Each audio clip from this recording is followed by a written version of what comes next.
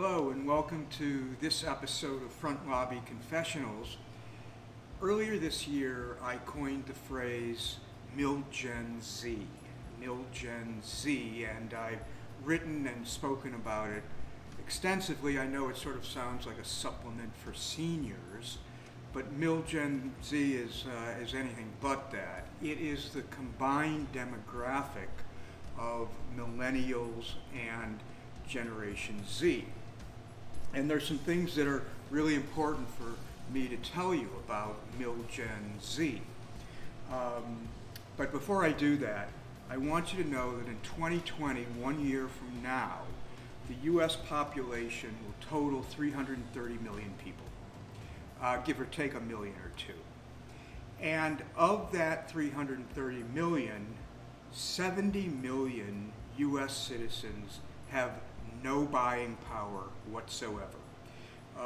They're either infants, they're early adolescents, they're aged, they're infirmed, through no fault of their own perhaps. They can't afford a basket of groceries or a ticket to the movies. That leaves the US population 1 year from now totaling 260 million people that have some level of buying power. In 2020, 200 million of the 260 million, about 75%, will represent Milgen Z.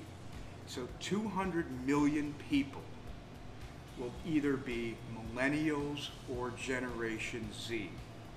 So if you haven't adopted some sort of messaging strategy about your sales pitch flows and your marketing narrative, you're not too late, but it's getting late. So Milgen Z, as we know, is very attuned to these three things: trust, causes, and ethics. So your messaging, your pitch flows, your composite brand message is going to have to consist of some sort of discipline regarding trust, causes, and corporate ethics, unless you want to risk losing 75% of your buying audience, which obviously you don't want to do. So that's Milgen Z, which is going to represent 200 million people 1 year from now. So please make sure that your messaging is directed to them so you don't lose out.